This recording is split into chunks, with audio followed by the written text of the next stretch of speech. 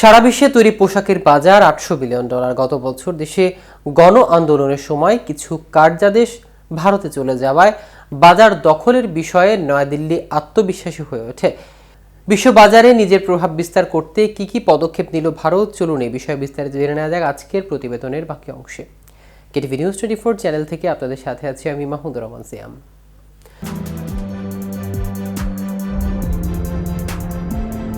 গত জুলাই আগস্টে শিক্ষার্থীদের নেতৃত্বাধীন গণ অভ্যুত্থানের ফলে রাজনৈতিক অস্থিরতার কারণে রপ্তানিকারকরা সময় মতো উৎপাদন, রপ্তানি কাঁচামাল আমদানি ও পরিবহন সংকটে পড়ায় কয়েকটি আন্তর্জাতিক ক্রেতা ও ব্র্যান্ড এ দেশ থেকে কার্যাদেশ সরিয়ে নেয়।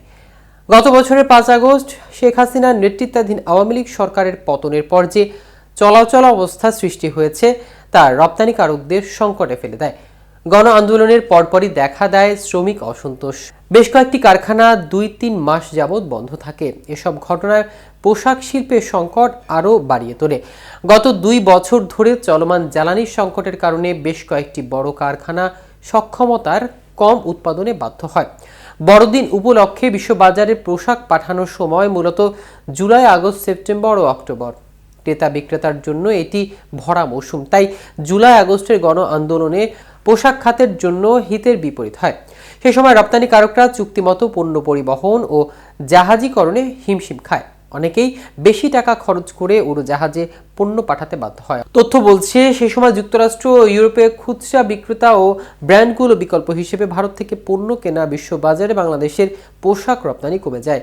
US office of textile and অ্যাপারেলের তথ্য অনুসারে গত বছরের জানুয়ারি থেকে নভেম্বরের মধ্যে যুক্তরাষ্ট্রে বাংলাদেশের পোশাক রপ্তানি 0.46% কমে হয় $6.7 বিলিয়ন।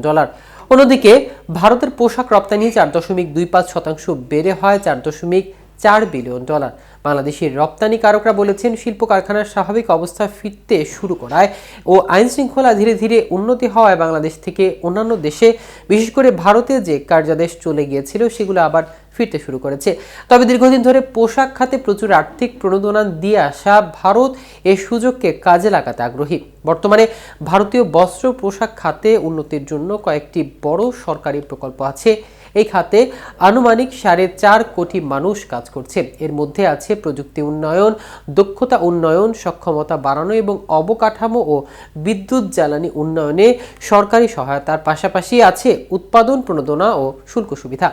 ভারতের অ্যাপারেল এক্সপোর্ট প্রমোশন কাউন্সিলের সেক্রেটারি জেনারেল মিথিলেশ্বর ঠাকুর গত সপ্তাহে রয়টার্সকে বলেছিলেন, গত কয়েক মাস ধরে রপ্তানিকারকরা কার্যাদেশের চাপ সামলাতেই হিমশিম খাচ্ছেন।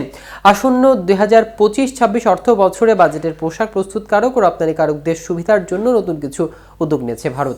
শিগগিরই তা লোকসভায় তোলা হবে। যেমন ভারত সরকার বস্ত্র মন্ত্রণালয়ের বাজেটে বরাদ্দ বর্তমানে 44.61 বিলিয়ন রুপি থেকে 10-15% বাড়ানোর কথা বিবেচনা করছেন। আলোচনার সঙ্গে জড়িত এক সরকারি সূত্র রয়টার্সকে এই তথ্য জানিয়েছেন। সূত্রটি আরও জানান, ভারত সরকার চলতি অর্থ বছরে বস্ত্র পোশাক খাতের জন্য উৎপাদন প্রণোদনা বরাদ্দ 450 মিলিয়ন রুপি থেকে বাড়িয়ে প্রায় 600 মিলিয়ন রুপি করতে পারে। এই প্রকল্পের অধীনে ভারত সরকার স্থানীয়ভাবে উৎপাদনকে উৎসাহিত করতে কর ছাড় দিচ্ছে। তাছাড়া বাংলাদেশের তৈরি পোশাকে বৈচিত্র্য এনেছে। রপ্তানি পোশাকের একটি অংশ এখন বেশ দামি, ফলে সূচনা, ক্রেতা ও ব্র্যান্ডগুলো বাংলাদেশের দিকে ঝুঁকছে। এমন পরিস্থিতিতে বাংলাদেশের রপ্তানি সূচক এখন ঊর্ধ্বমুখী। গত জুন থেকে পোশাক রপ্তানি বাড়ছে, তবে আগের বছরে একই সময়ের তুলনায় তা 10.48% কমে হয়েছে $2.97 বিলিয়ন। রপ্তানি উন্নয়ন ব্যুরোর তথ্য বলছে, গত জুলাই পর্যন্ত পোশাক রপ্তানি 2.89% বেড়ে $3.17 বিলিয়ন হয়েছে। আগস্টে 7.20% বেড়ে $3.32 বিলিয়ন ও সেপ্টেম্বরে 14.6% বেড়ে হয়েছে $3.01 বিলিয়ন। অক্টোবরে রপ্তানি 22.80% বেড়ে $3.29 বিলিয়ন হয়। এই প্রবৃদ্ধি চলমান আছে। নভেম্বরে পোশাক রপ্তানি 16.25% বেড়ে $3.30 বিলিয়ন ও ডিসেম্বরে 17.45% বেড়ে $3.77 বিলিয়ন হয়েছে। রপ্তানির প্রবণতা দেখে মনে হচ্ছে প্রতিকূলতা থাকা সত্ত্বেও বাংলাদেশ ভালো করছে। বিজিএমইএ সাবেক সভাপতি জানান, ভারত সরকার শুধু আর্থিক সহায়তা দিচ্ছে না, বিশ্ব বাজার দখলের জন্য জোরদার বিপণন কার্যক্রমও শুরু করছে। যেমন আগামী ফেব্রুয়ারিতে দিল্লিতে ভারত ট্যাক্স 2025 প্রদর্শনীর আয়োজন করা হচ্ছে। এটি ভারতের বৃহত্তর বস্ত্র প্রদর্শনী।